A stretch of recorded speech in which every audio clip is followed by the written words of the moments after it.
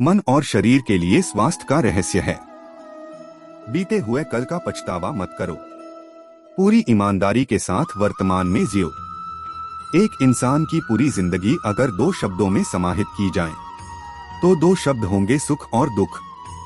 यह सुख और दुख मिलकर एक ऐसा चक्र बनाते हैं, एक ऐसा गोल पहिया बनाता है कि इंसान जिंदगी भर गोल गोल घूमता रहता है और इसी चक्कर में फंसकर आदमी का पूरा जीवन निकल जाता है, क्योंकि सुख और दुख हमेशा अतीत और भविष्य से जुड़े होते हैं।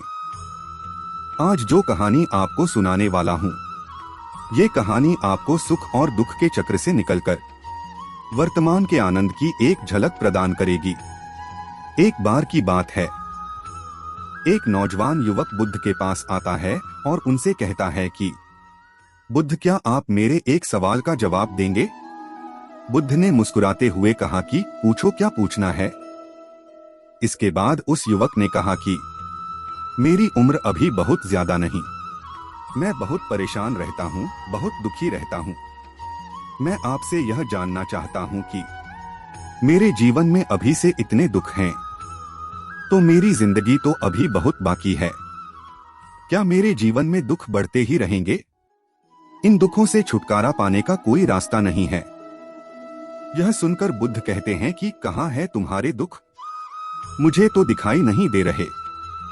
यह सुनकर वह युवक कहता है कि दुख तो मेरे अंदर है, मेरे भीतर है, वह आपको कैसे दिखाई देंगे?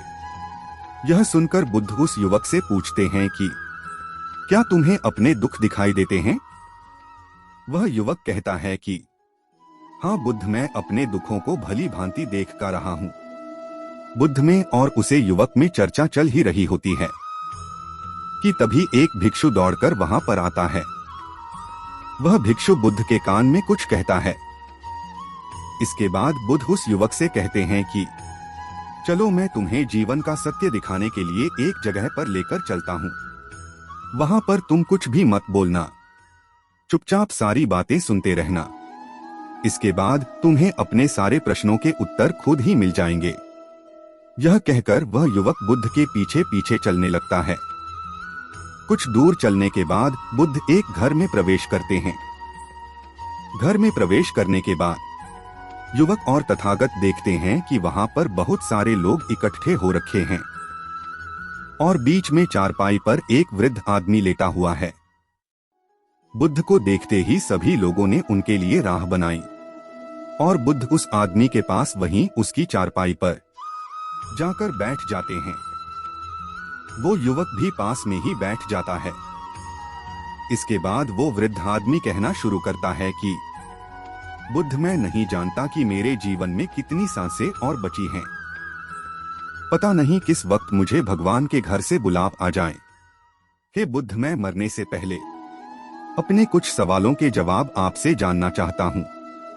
मुझे पता है कि उन सवालों के जवाब आप ही मुझे दे सकते हैं, इसीलिए मैंने आपको यहाँ पर बुलाया है। अपने आखिरी वक्त में मुझे अपने बचपन के दिन बहुत याद आ रहे हैं। मैं अपने बचपन के दिनों को याद करता हूँ और सोचता हूँ कि वो भी क्या दिन थे।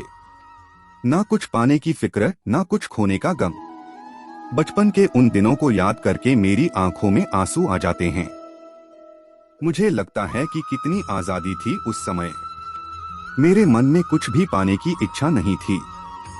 जिस भी खेल में लग जाते थे, उसी खेल में पूरे दिन लगे रहते थे। लेकिन कुछ समय बाद मैं बड़ा होने लगा। वैसे वैसे मैं जिंदगी की दौड़ में आगे जाने लगा। मेरे पिता अक्सर मुझसे कहा करते थे कि तुम पढ़ाई में अपने भाई जैसे क्यों नहीं हो? तुम दूसरे लोगों से पीछे क्यों रहते हो? यह सब सुनकर मेरा मन बहुत बेचैन रहने लगा। लोग मुझे बहुत ताने देते थे, क्योंकि ना तो मैं खेल में अच्छा था और ना ही पढ़ाई में अच्छा था। सब लोग मुझे किसी और की तरह बनने के लिए कहते थे और उनके तानों से तंग आकर मैंने जीवन में कुछ हासिल करने का निश्चय किया। मैंने अपने आप से वादा किया कि मैं भी अपने भाई की तरह कामयाब इंसान बनूंगा और इसके लिए मैं दिन रात मेहनत करने में लग गया। शुरुआत में बहुत मुश्किलें आई, बहुत निराशा हाथ लगी पर मैंने हार नहीं मानी। अपना व्यापार खड़ा कर लिया। उसके बाद मुझे बहुत खुशी हुई क्योंकि जो लोग मुझे ताने देते थे आज वही लोग अब मेरे आगे पीछे घूमने लगे थे। कुछ वक्त बाद एक रईस बेटी के साथ मेरी शादी हो गई और उसके बाद मुझे लग रहा था जैसे मेरा जीवन स्वर्ग बन गया हो।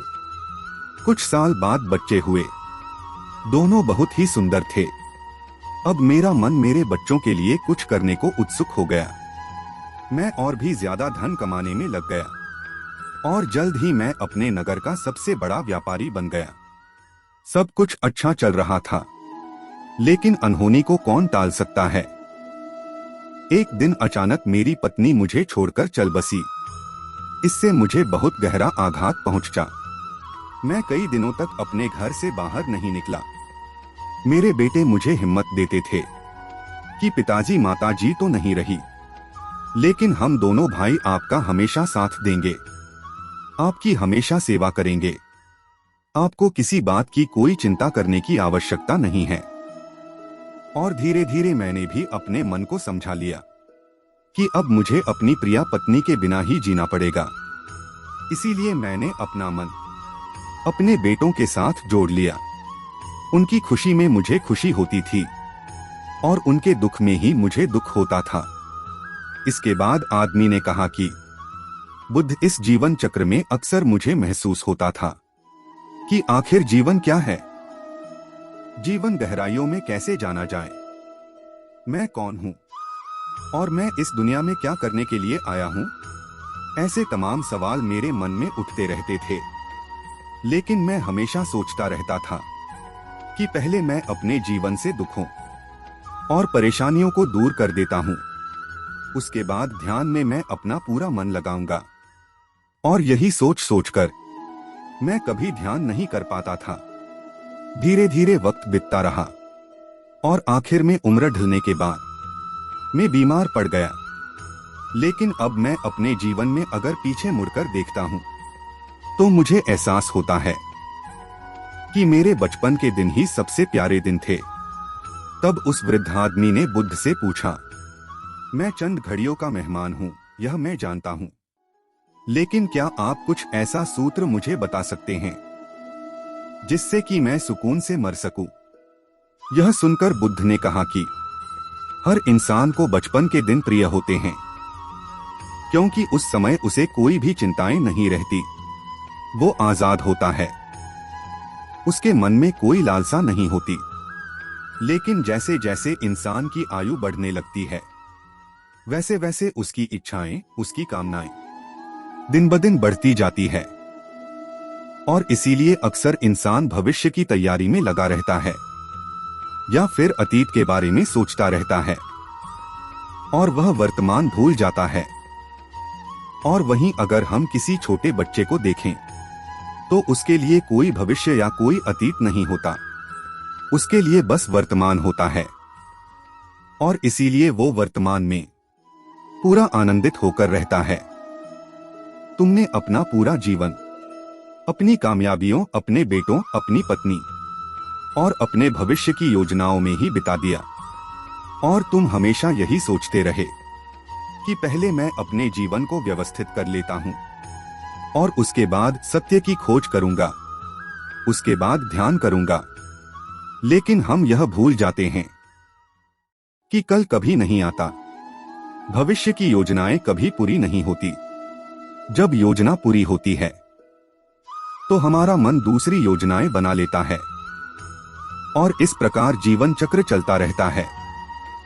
और अब आखिरी समय में जब मृत्यु तुम्हारी सैया पर लेटी हुई है तो तुम्हें एहसास हो रहा है कि मैंने जीवन में कुछ भी हासिल नहीं किया। अगर यही बात तुम उस वक्त समझ लेते कि मृत्यु कभी निश्चित होकर नहीं आती, तो तुम उसी वक्त ध्यान और सत्य की खोज में लग जाते। उसे वृद्ध आदमी ने हाथ जोड़कर बुद्ध से कहा कि बुद्ध, यह तो मैं जानता हूं कि मुझसे गलतियां हुई हैं। मैंने अपने जीवन को सार्थक रूप से जिया ही नहीं, लेकिन मुझे आपसे फिर से वही जानना था कि क्या मैं अभी भी परिपूर्णता के साथ नहीं मर सकता। बुद्ध ने कहा कि अब तो एक ही सूत्र समझने लायक रह जाता है, और वह सूत्र यह कि तुमने जीवन में जो कुछ भी पाया या जो कुछ भी खोया, वह सब यहीं पर छोड़कर चले जाओ। उसे अपने मन के साथ जोड़कर मत ले जाओ। अपने मन में यह भाव पैदा करो कि तुमने अपने जीवन से बहुत कुछ सीख लिया, और वास्तविक में तुमने यह जान लिया है कि जीवन में कुछ भी सार्थक नहीं है, और यह जानना बड़ी उपलब्धि होती है। लोग जीवन भर जीते जीते मर जाते हैं, लेकिन उन्हें जीवन की निरर्थकता का कोई पता नहीं चलता। इसीलिए अभी अपने मन से सारे सवाल गिरा दो और यह भाव पैदा करो कि जीवन में जो कुछ जानने जैसा था वह मैंने जान लिया है, और अब जीवन में कुछ भी जानने जैसा नहीं बचा है। जब तुम इस विचार से भर जाओगे तो तुम बिल्कुल खाली होकर मृत्यु को प्राप्त हो जाओगे, और वास्तविकता में यही मरने की कला होती है। हमने जीवन में जो कुछ भी पाया, जो कुछ भी खोया, वो इसी दुनिया का था और वह यहीं पर रह जाएगा। हमारे साथ कुछ भी नहीं आएगा, हम बिल्कुल खाली जाएंगे। और जो लोग अपने मन से बिल्कुल खाली होकर जाते हैं, वास्तव में उनके अंदर ज्ञान आ जाता है, और वह आगे चलकर दूसरे जन्म की स्थिति को प्राप्त कर सकते हैं। इसके बाद बहुत देर तक आदमी ने कोई सवाल नहीं पूछा, और वो मुस्कुराते हुए मृत्यु को प्राप्त हो गया। इसके बाद बुद्ध ने युवक से पूछा, क्या तुम्हें अपने सवालों के जवाब मिले? और मिले तो तुम्हें क्या जवाब मिले? सभी को बताओ।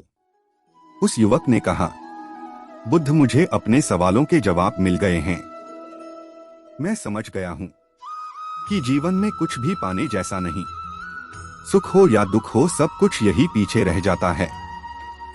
और अगर हम इसी चक्कर में फंसे रह जाएंगे तो हम सत्य को कभी नहीं जान पाएंगे। सुख और दुख तो चलते ही रहेंगे, इसके साथ चलते हुए हमें सत्य की खोज करनी पड़ेगी। अक्सर लोग भविष्य की चिंता करते रहते हैं, जबकि उसका परिणाम हमेशा भविष्य में मिलता है।